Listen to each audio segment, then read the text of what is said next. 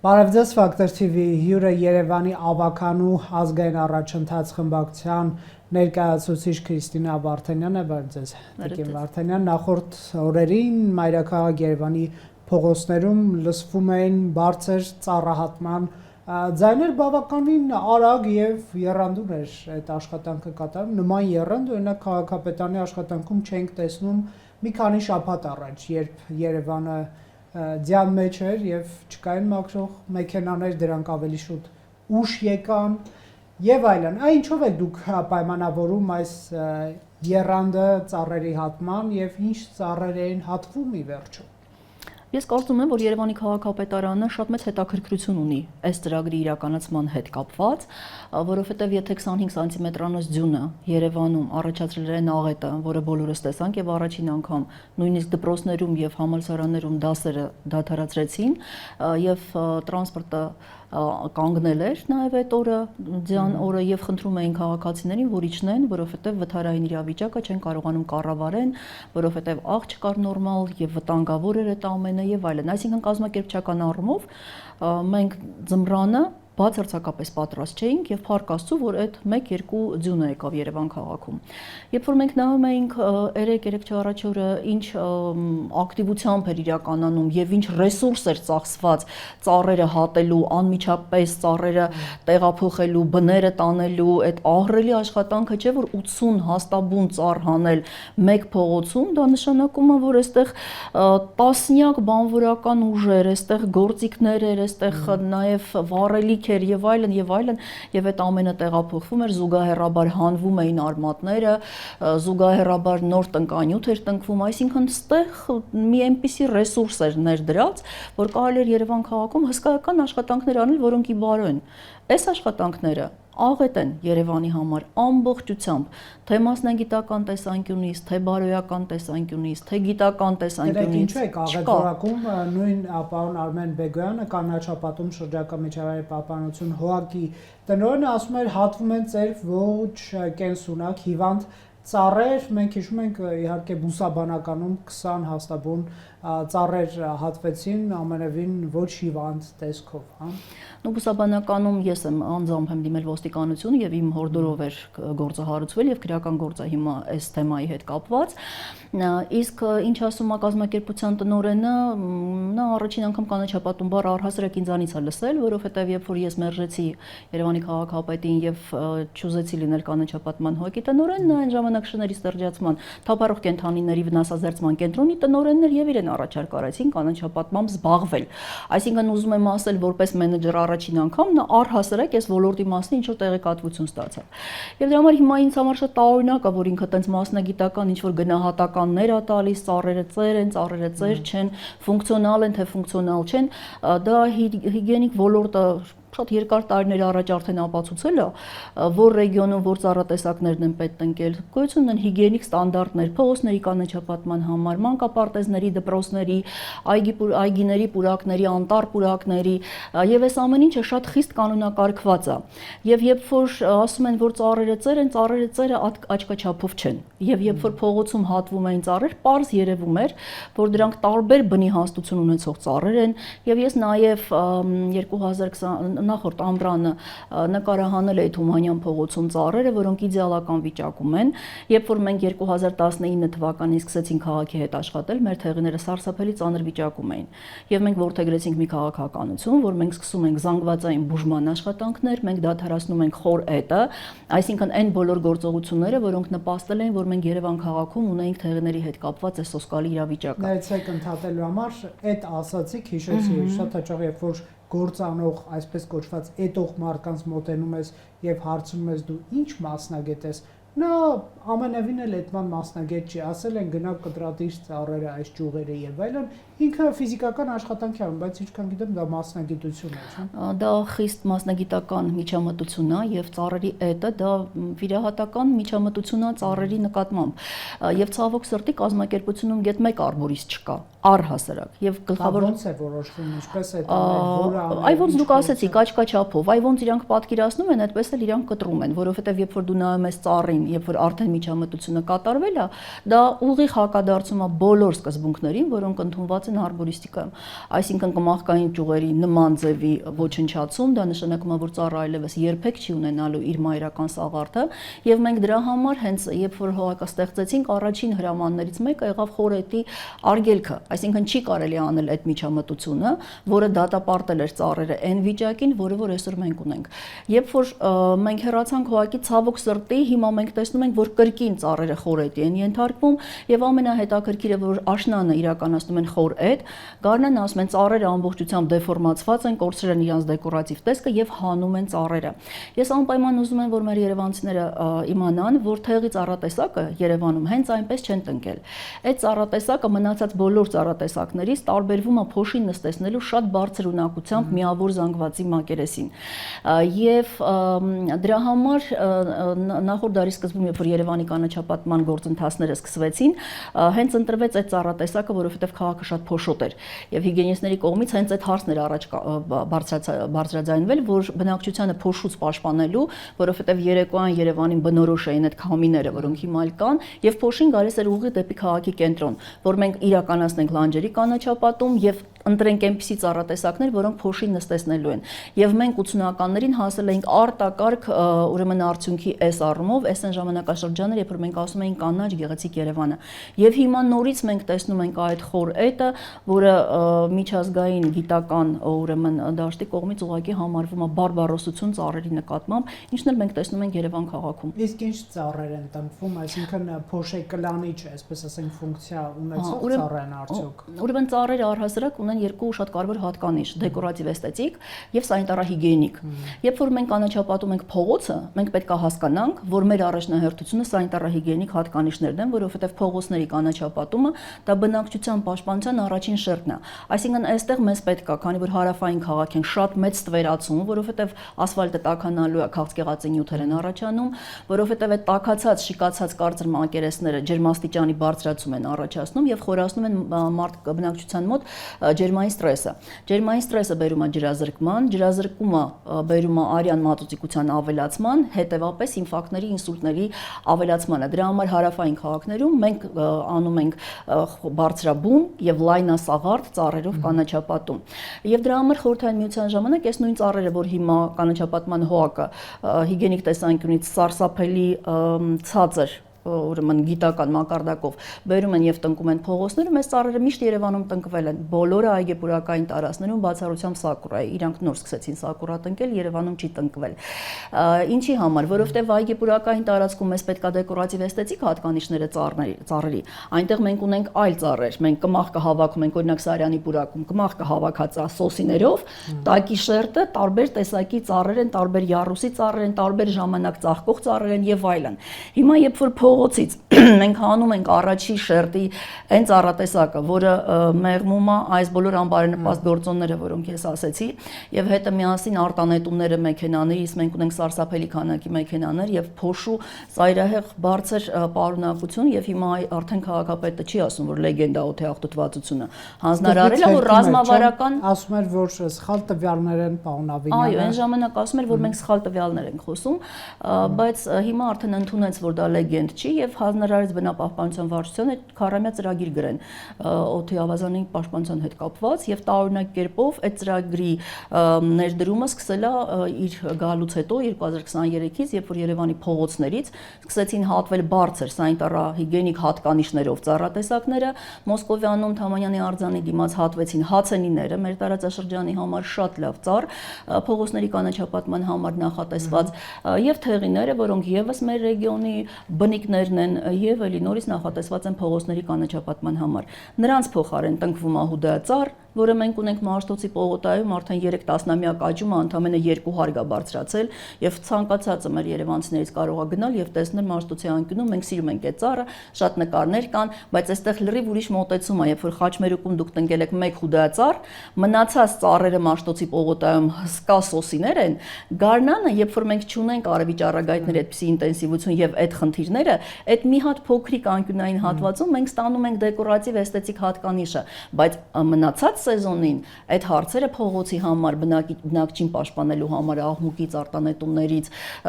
ջերմաստիճանից եւ այլն, այդ ամենից կատարում են սոսիները իրանց ահռելի մեծ սաղարթներով։ Տեսեք, բայց եթե լսենք քաղաքապետարանի, այսպես ասենք, միգուցե արդարացումը կամ պարզաբանումը, տնկվել է ավելի քան 100 տնկի 70, 80, 80 կենսունակությունը կորցրած ծառերի փոխարեն։ Այ Տիկին Վարդանյանը չգիտես ինչու բողոքում է, որ վերացում են կենսունակությունը կորցրած ծառերը։ Ինչու եք բողոքում։ Բողոքում են, որտեղ այդ ծառերի կենսունակությունը կորցրած չեն, եւ դա պարզ երևում էր ծառերից, որոնք ես նաեւ իմեջին հանրայնացրել եմ, ինչ վիճակում էին ծառերը եւ այլն։ Կրկնում եմ, 19 թվականին, երբ որ մենք վերցրեցինք ծառերը սարսափելի վիճակում էին, ամբողջությամբ տերևային մակերեսները կերված։ Եվ մենք երբ որ զանգվածային բուժման աշխատանքները սկսեցինք, մենք չգիտեինք ինչով ենք ավարտելու։ Եվ դրա համար մենք ունենք նաև այդ ցուցումը, որ միգուցե եթե մենք չկարողանանք կայունացնել վարակը Երևան քաղաքում, մենք ստիպված լինենք որոշակի հատվածներում անել նաև սանիտարական հատումներ։ Եվ եթե նույնիսկ մենք որոշեինք անենք այդ սանիտարական հատումները, մենք պիլոտ նախագիծ սկսեցինք եւ դա արեցինք մի փոքրիկ հատվածում, տնկարանից բերեցինք հացենիներ, որոնք թեղին համարժեք ծառատեսակներ են, Երևանի պայմաններում եւ բաների թեղների արանքում տնկել էինք այդ հացենիները, ոչ մի ծառ չէինք կտրել եւ մենք ուզում էինք 5 տարվա ընթացքում մի հատ ուսումնասիրություն անել, այդ ընթացքում բուժման մաքսիմալ աշխատանքներ անել ծառերը կայունացնելու, մենք ոչ մի ծառ չենք կտրել այն ամբողջ ընթացքում, որ աշխատել ենք քաղաքի հետ եւ այդ 5 տարվա ընթացքում հատել ամեն երրորդը եւ վերջնականում 5 տարվա ընթացքում ամբողջությամբ այդ հատվածը փողոցի փոխելով։ Այդ ընթացքում մենք աշխատում ենք նաեւ թռչնաբանների հետ, որովհետեւ երբ որ մենք միջամտություն ենք անում նման ձևով, մենք նաեւ կենսաբազմազանությանն ենք վնասում, այլևս Թումանյան փողոցում տասնամյակներ եւ առհասարակ, որովհետեւ այդ ծառը ցածրաբուն ծառը, դրա վրա թռչունները չեն նստելու եւ դա մեր ռեգիոնի ծառը չի, նաեւ սննդային բազա չի հանդիսանում հուդա ծառը։ Իսկ թեղին սննդային բազա է մեր թռչունների համար, որտեւ սերմը առանձնանում է շատ բարձր յուղայնությամբ։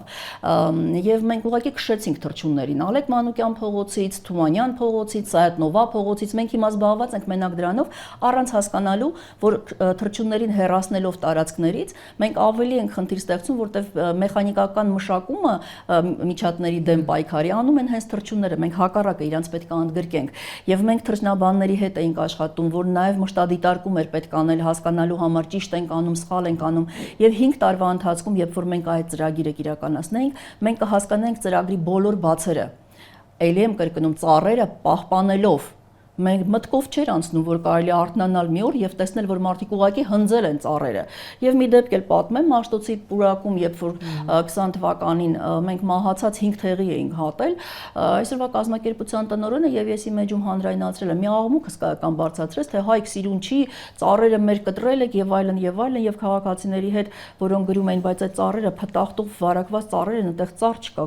կմախք չկա, բան չկա, սաղար չկա։ Նա պատասխանում էր, որ բոլոր ծառերի, բոլոր թեղիների վրա կա մլակներ։ Բուժեք ծառեր, ինչի համար եք կտրում։ Հիմա էլ են ասում, որ քայքայված բներով ծառեր են կտրում։ Ես մի բան էլ ասեմ, գիտեք, քայքայված վիճակներով։ Ես գիտեմ, ես նաև տեսել եմ քանի ծառներ փչակով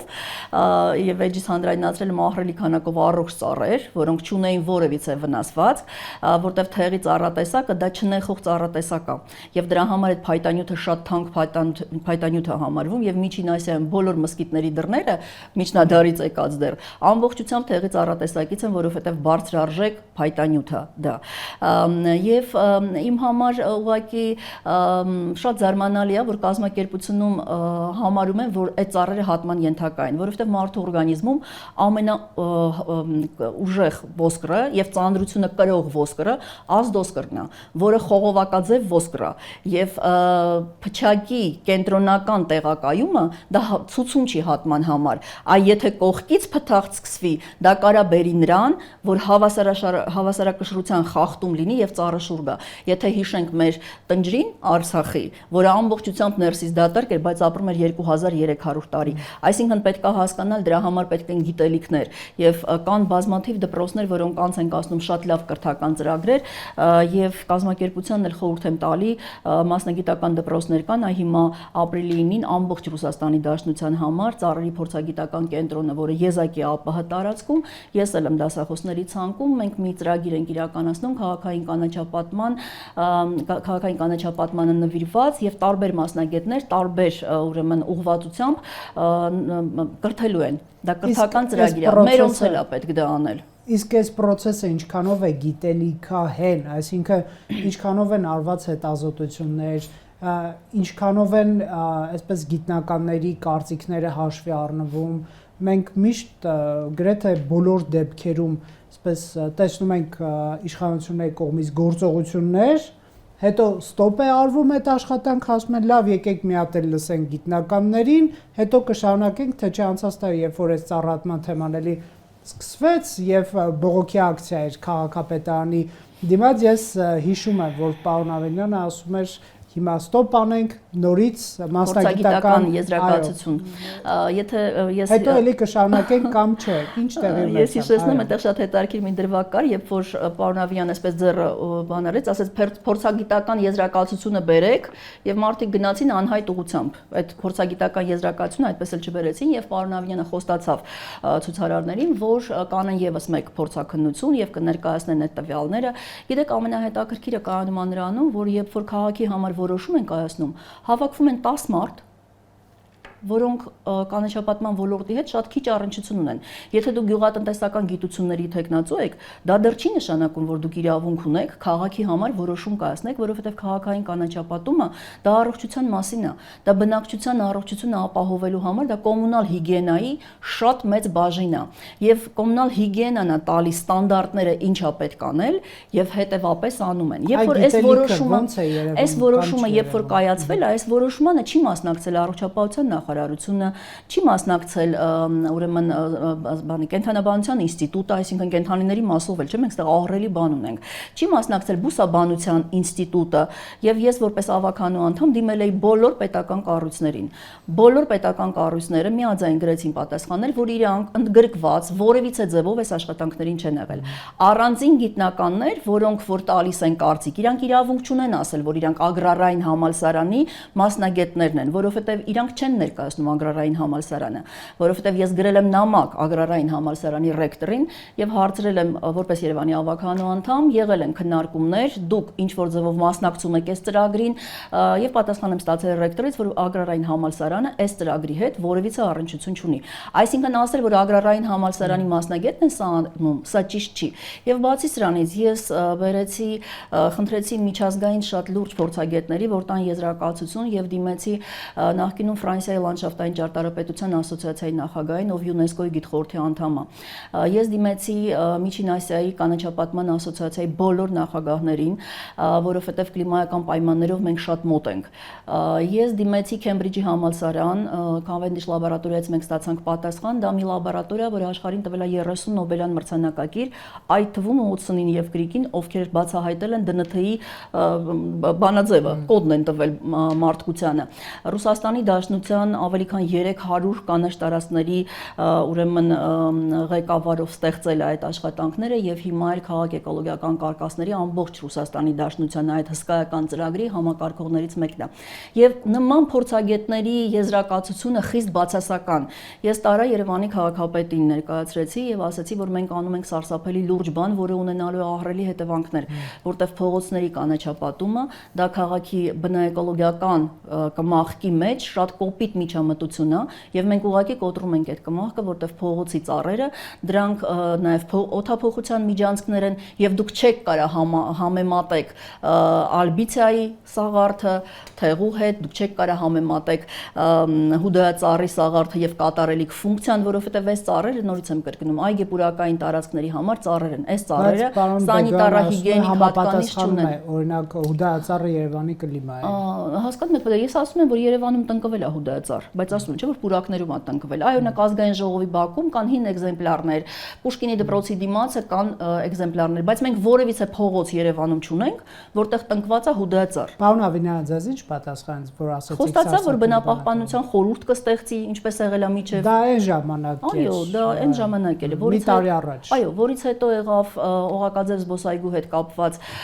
ուրեմն մեծ ցույցերը, որ ուզում էին կորտերը փակեն, եւ մենք իհարկե բնակիչների կողքին էինք եւ դեմ դեմ էինք կորտերը վերացնելուն եւ պարոն Ավինյանը սկսեց շատ վրթովել եւ գնահատականներ տալ տարբեր եւ այդպես էլ այդ ամենը մնաց անպատասխան, բայց ես կարծում եմ այստեղ ոչ թե ավականու անդամներից նեղանալ է պետք եւ հետայսու նրանց հետ չշփվել, այլ պետք է լրիվ ուրիշ հետևություններ անել, որովհետեւ դուք անում եք մի միջամտություն, որը անդրադարձ ունի բոլոր երևանցիների վրա եւ ուստի այն մարդիկ, որոնք որ ստորագրում են նման որոշումներ, որոնք հակասում են միջազգային գիտական փորձագիտական ուրեմն հանրության, իմիջիայլոց նաեւ Եվրոարբորիստների միության անդամին էի ես գրել եւ ընդդեղից էլ էինք ստացել խիստ բացասական կարծիք եւ անտեսել այդ բոլոր կարծիքները, ասել մեր 10 գիտնականները, որոնց կեսը կանաչապատման հողակի աշխատակիցներ են կամ բնապահպանության վարչության աշխատակիցներ են, դա մեղմ ասած անհասկանալի է։ Իսկ հանրային ընկալումները ինչպիսին են, մենք օրինակ եվրոպական երկրներում տեսնում ենք, որ մեկ ծառի համար կարող են ոչ միայն ակտիվիստները բնապահպանել, այլ քաղաքային բնակչությունը համախմբվել եւ կանխարգելել որևէ հատման process, այսինքն այդ էկոլոգիական նրբազգայունությունը շատ բարձր է։ Հայաստանում մենք տեսել ենք բնապահպանական շարժումներ, այնպես չի, որ մարդիկ շատ անտարբեր են, բայց կարծես նաև այդպիսի մեծ հանրային ըմբոստություն չկա, հա, սոցցանցերում ցավ են արտահայտում, քննադատում են, միգուցե հայհոյում են, ինչը լավ բան չի, բայց ամեն դեպքում հայհոյել են, ընդհանրապես նկատի ունեմ։ Դուք ինչ եք տեսնում, մեր հանրությունը այդ փողոցով անցնող մարդիկ, երբ որ տեսնում են ծառը հատում է, պարոն Բեգոյանի աշխատակիցը ինչ են ասում։ Այդ ծրագիրը իրականացվում է հենց լիազոր մարմնի կողմից եւ ոստիկանությունը պաշտպանում է եւ նախորդ տարի մեր ավականու անդամները միջև գիշեր հայտնվել էին ոստիկանությունում եւ եթե ավականու անդամի նկատմամբ այդ վերաբերմունքը պատկերացրեք սովորական երևանցին, որը ինչ որ բան է ասում, ինչ մակարդակի ուրեմն պատասխաններ է ստանում աշխատանքների իրականացնողների կողմից։ Վաղը ես գիտեմ, որ բանա երևանցիները իրականացնելու են ցույց քաղաքապետարանի դիմաց եւ մենք կտեսնենք թե ինչ են ասում մարդիկ, որևիցե քաղաքական, այո, ծառահատմանն է վերաբերում թեման, որևիցե քաղաքական ուժ այստեղ ընդգրկված չի, սա ուղղակի կամավորական հիմունքներով մարդիկ իրանց ձայն են ուզում հասցնել քաղաքային իշխանությանը, իսկ այն ինչ դուք ասում եք Երևանի եւ այլ Հայաստանի հետ կապված, որ մարդիկ ակտիվ չեն, գիտեք 2020 թվականից ի վեր մենք գտնվում ենք այնպիսի մի անվերջ ստրեսային իրավիճակի մեջ, մի ստրեսը ավարտվում է, մյուսն է սկսվում եւ մարդիկ անընդհատ գտնվում են այդ շատ ծանր ստրեսային, հետ ստրեսային անընդհատ այդ իրավիճակների մեջ եւ ի վերջո մարդկանց մոտ ստեղծվում է մի իրավիճակ, որ ուղղակի լսել չեն ուզում ոչ մի բան։ Եվ մենք անցնում ենք այնպիսի կարմիր գծեր, հասկանում եք, որ Երևանում փողոցներով ծառերը հատվեն, մարդիկ տեսնեն, որ ծառերը, առողջ ծառերը ընկնում են հատակին եւ նայում եմ ես կային մարդիկ, որոնք ուղղակի անցնում էին, կային մարդիկ, որոնք որ վիճվում էին, տարբեր համացանցում ենք վիդեոներ ունեինք, բայց գիտեք ամենակարևորը իմ համար ամենատարօրինակը մենք այդ հողակը ստեղծեցինք, որ օրինակ դառնանք, ինչպես է պետք մշակել ծառերը, ինչպես է պետք խնամել ծառերը, ինչ է նշանակում գրագետ այդ եւ այլն, բայց արդյունքում մենք ստացանք մի իրավիճակ, որտեղ որդեգրվել է քաղաքականություն, որ ծառերը պետք է հատել եւ նրանց փոխարեն պետք է դնել նոր ծառեր, որոնք տնկանյութին նայում ես, այնպեսի մի տնկանյութ է, որը ես առհասարակ չէի օգտագործի կանաչապատման մեջ, ծառի տնկի բնի հաստությունը չի կարեւոր, ինքը կարող է ունենա փոքր ուրեմն հաստություն բնի, բայց ինքը ունենա շատ ճիշտ ձևավորված սաղարթ, այսինքն կմախկային ճյուղերը լինեն այնպես, ինչպես հարկն է։ Իսկ այս ծառերին, երբ որ դուք նայում եք, ինքը անհասկանալի ծուռ, կտրտած, ինչ որ բազմաթիվ վերքերով տնկանյութը, որի համար վճարել են ամեն մի հուդայ ծառի համար վճարվել է 80,000 դրամ, հասկանում եք, դա անընդունելի է ուղղակի,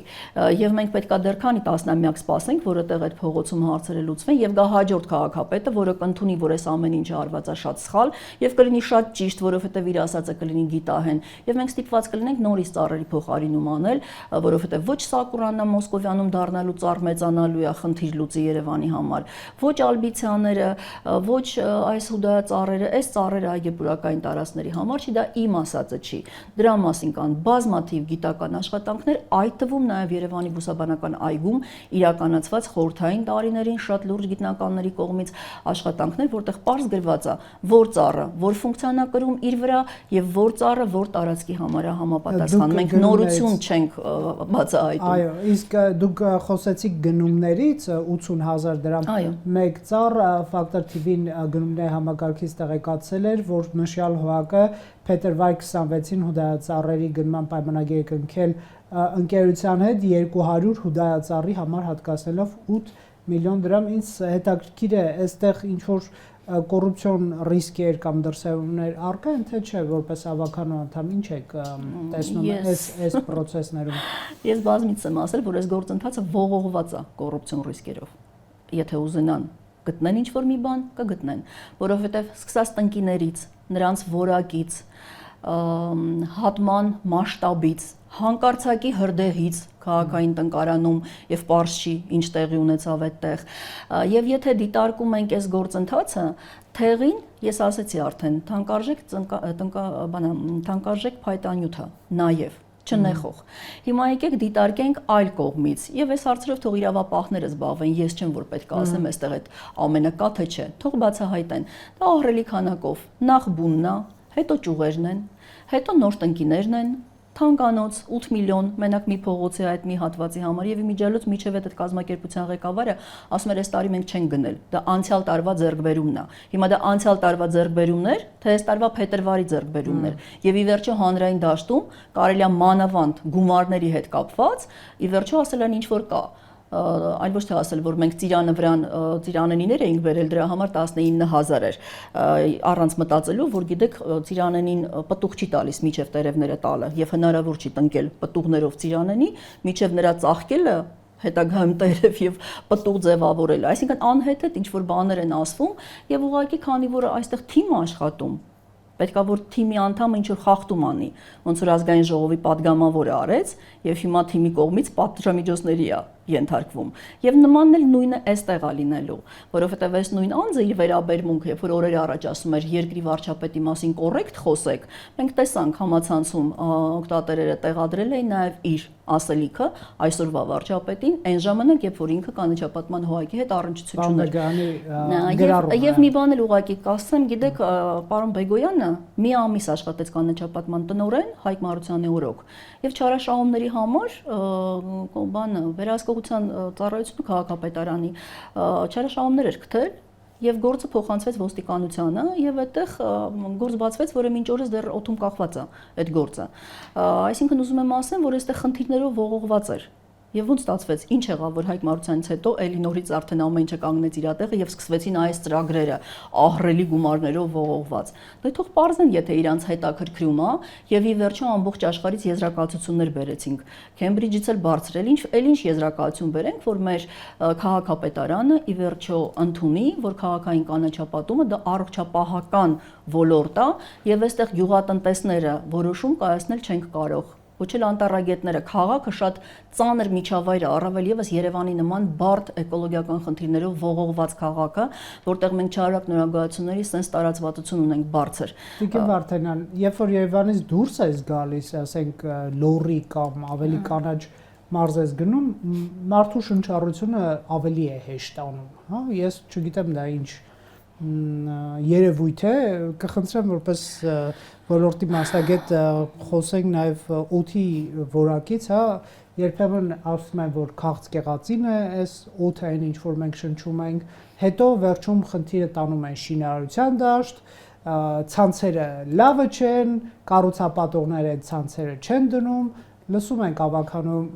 կամ չգիտեմ կառավարության նիստի ժամանակ պես սուր հանձնարարություններ, որ գնացեք ցանցերը ստուգեք եւ թեման փակվում է օդի, հա։ Այդ ինչ կարող եք ասել, այս մասով ինչ ունենք։ Գիտեք, գոյություն ունի այսպիսի մի հիգիենիկ ստանդարտ, որ եթե քաղաքի ընդհանուր ծավալի առնվազն 20%-ը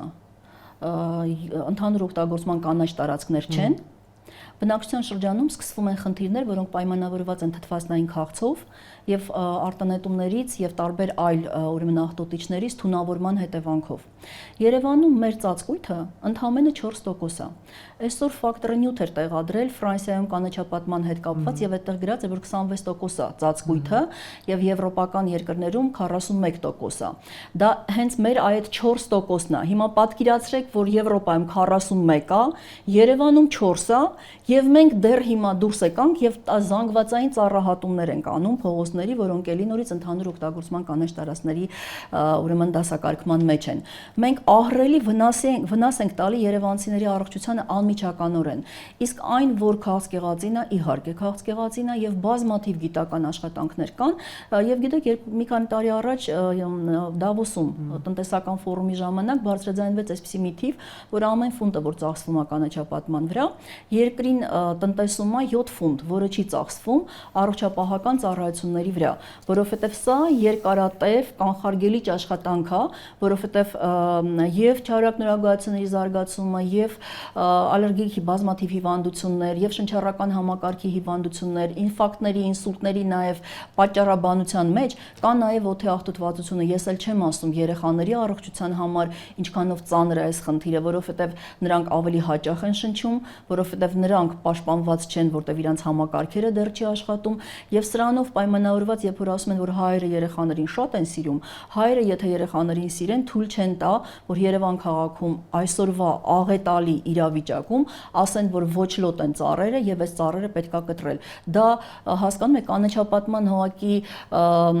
բառապաշարում առհասարակ նման արտահայտություն պետքա չլինի, որովհետեւ ծառերը այդպեսին չեն լինում։ Դա խնդիր է, որը առաջացել է ծառերի մոտ սխալ խնամքի հետևանքով այն մարդկանց կողմից, որոնք միշտ եղել են բնապահպանության բոլոր քաղաքապետի օրոք բնապահպանության խորհրդի անդամներ եւ խորհուրդ էին տալիս այն ժամանակ ծառերը խորհետի ենթարկել որպես բուժական մեթոդաբանություն։ Այսինքն եթե մարդու ձեռքին վեր կա, պետք չի ձեռքը կտրել, վերքը պետք է։ Դա նույնն է, որ երեխայի մոտ ոչ լոտություն լինի եւ մենք նման մեթոդաբանություն ունենանք։ Կենթանու մոտ ոչ լոտություն լինի եւ ասեն էվտանազիայի ենթարկեք։ Դա այդպես չի աշխատում, հարգելիներս։ Այս Թումանյան մեթոդներ կան։ Իհարկե, եւ Թումանյան այսօր իմիջիալոց ինձ կամավորականներ այս նույն շարժման, որ ցույց են անելու վաղը, իրանք ChatGPT-ից հարցրած այդ ամբողջ ցանկն էին բերել, ինչ որ մենք 2019 թվականին անում էինք, որ ծառերը փրկեինք։ Այսինքն նույնիսկ ChatGPT-ն է ասում ինչա պետք եւ ցանկացած ոք ուղղակի հարցը տալիս է հուդայածառեր թե թեղիներ Երևան քաղաքում եւ ստանում է ճիշտ պատասխանը Երևան քաղաքում որ ծառատեսակներն են պետք, որոնք են այգեպուրակային տարածքների համար։ Այսինքն այսօր աշխարհը այնքանով բաց է, որ եթե մարդ ուզում է կրթվի ինչ-որ հարցի պատասխան ստանա, նա այդ հարցի պատասխանը ստանում է եւ դա շատ պարզ ուրեմն քայլերի հաջորդականությամբ կարելի է ստանալ։ Շատ լավ, այս process-ի ծառահատումների իրավական կողմով եկեք ամփոփենք, ինչքանով է իրավական ձեր խմբակցության անդամները ըստ էության հասել են նրան, որ արգելվել էր քաղաքապետարանին ծառահատում իրականացնել, քանի դեռ դատական ակտ չկա, բայց հետո փաստորեն վերաքննիչը